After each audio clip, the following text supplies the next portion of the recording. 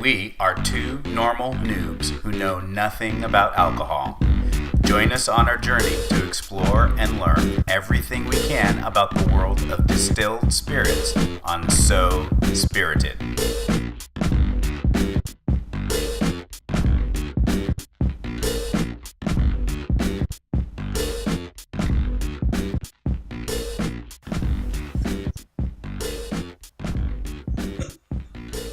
Hello, welcome to So Spirited again. I'm Sean. I'm David.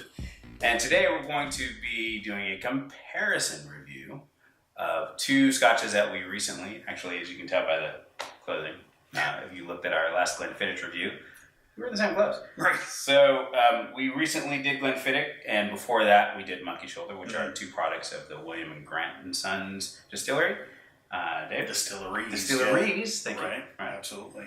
So while we had the Glenfiddich out, we decided let's go ahead and compare the Glenfiddich with the Monkey Shoulder, since Monkey Shoulder is a blend of Glenfiddich and two other distilleries. What were those two? Kind of a child of. Right, kind of a child of, right. What were the three distilleries? So they were Balvenie, they were Kinivi, right? However you pronounce that. And what was the third one? The third one was Glenfiddich. Yeah, so Glenfiddich is a portion, don't know how much, of the Monkey Shoulder. Yeah. It's blended. We don't know how much could be. Yeah. A third could be very tiny fraction. There is no age statement on Monkey Shoulder, so, don't know how old that is. So then would you say that all this is artificially colored as well? I don't know about the Monkey Shoulder. I wouldn't be surprised. And again, so it's not a big deal. A lot of distilleries put some artificial color to make it look more attractive. Not a big deal. It doesn't do anything to the flavor. So I think if you're trying to make your whiskey more sexy, you want to impart a more aged characteristic, as we would say, 18 years for the Glenfiddich, imparting the oak and Oloroso oak or sherry cask, Oloroso. Characteristics to the coloring of the whiskey. If you want to get that same kind of look and make it as sexy, you probably want to color it a little bit. Anyway, all right, so we're going to try, since, again, as David explained, Monkey Shoulder contains some of Glenfiddich, we want to try and see if we can pick out those characteristics or compare them at least when we're drinking both of them. Mm-hmm. So we recently had both. We recently poured them. So we already poured them, but obviously if you saw our last video, you saw the pour on Glenfiddich.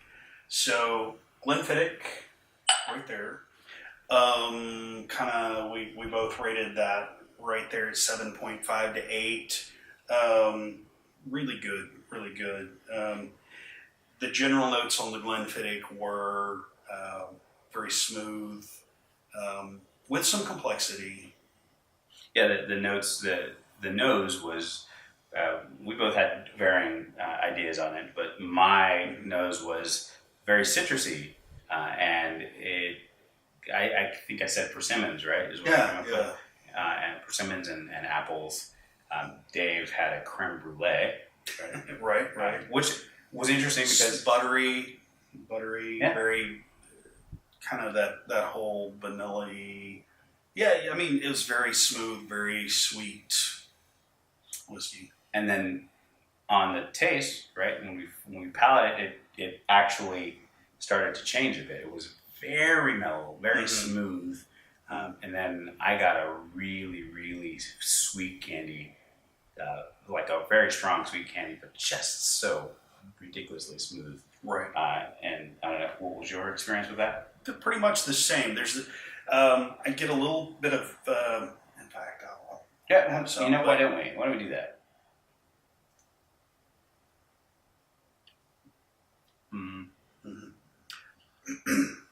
Definitely. It starts very smooth. There's a little bit, I mean, it is only 43% ABV, but there is just a tiny bit of bite to it, kind of on the tip of the tongue and in the back. I could see that. I think peppery, a little bit peppery. I just love this. I just love the scotch. It's good stuff. I could drink the scotch day long. Oh yeah, big time. So, and then the second, of course, we have already poured, is Monkey Shoulder. And with the Monkey Shoulder, of course, we've had this poured for a few minutes, so the alcohol has kind of, to some degree, evaporated off a little bit. But yeah, that nose is so much different though. it is. I mean, I get the Glenfiddich in the Monkey Shoulder. I mean, I can kind of taste the relation, if you want to call it that. It's like they're cousins, or.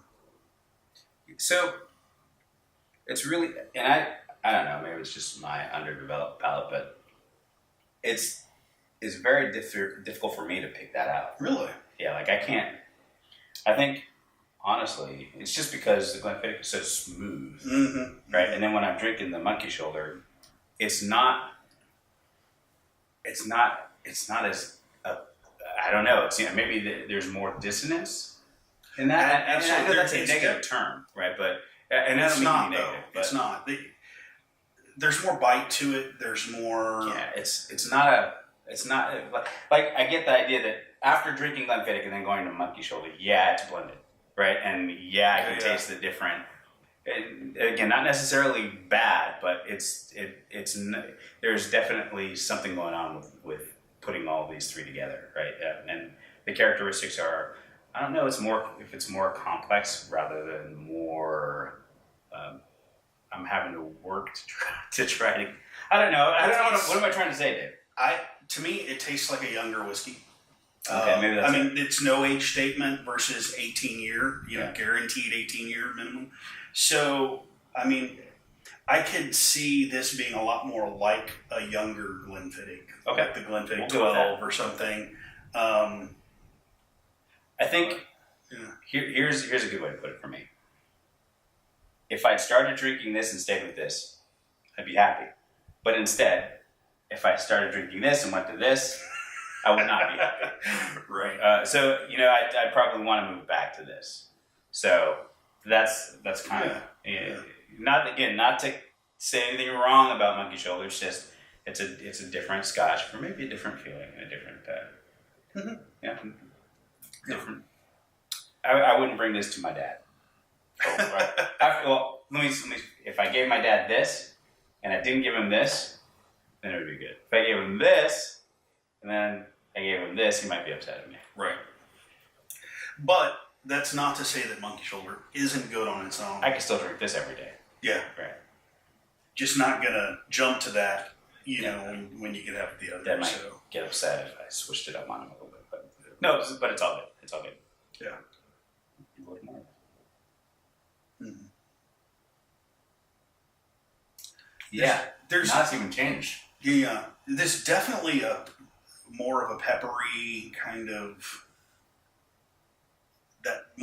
even though this is 40% ABV versus 43% ABV, at least that's what the bottle says. This is the more it's you got drink more it, bite. but the more you drink it, the better it is. Like I said that.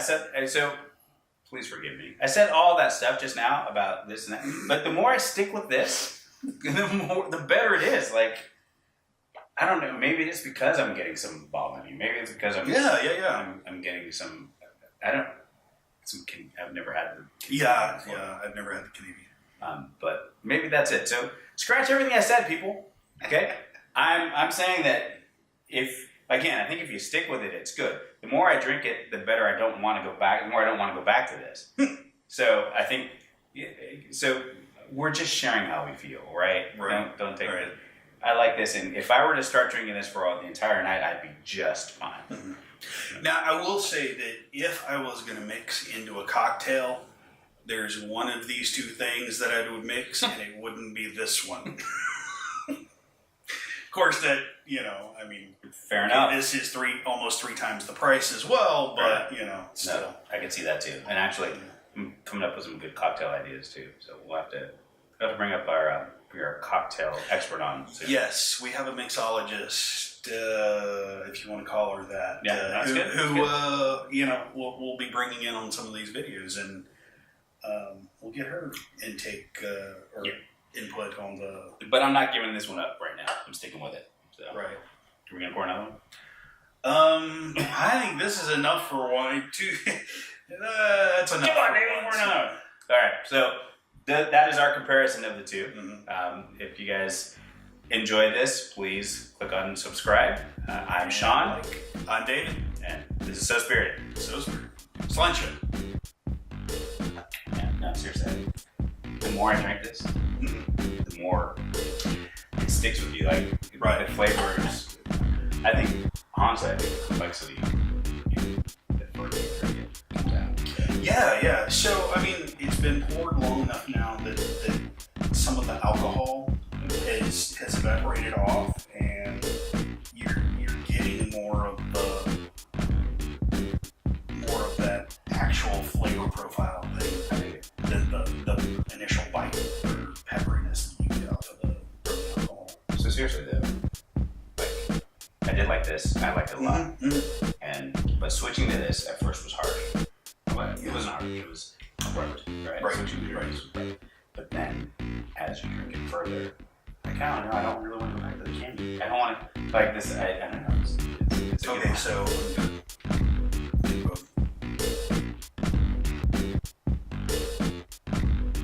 That nose is great. Oh, I know, it is so good on the nose for the Glenfiddich. Oh, man.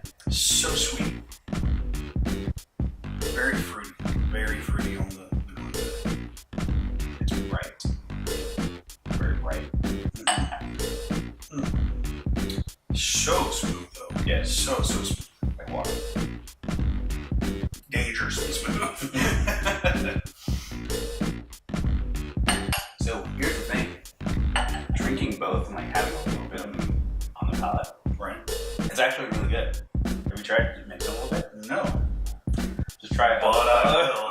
It's really good. Actually. Well, and that's the whole point. Right. So you're bringing scotches, right? I mean, so you're bringing a little bit more of the Glenfiddich out in the blend. Right. And I mean that's the whole point of blended scotches.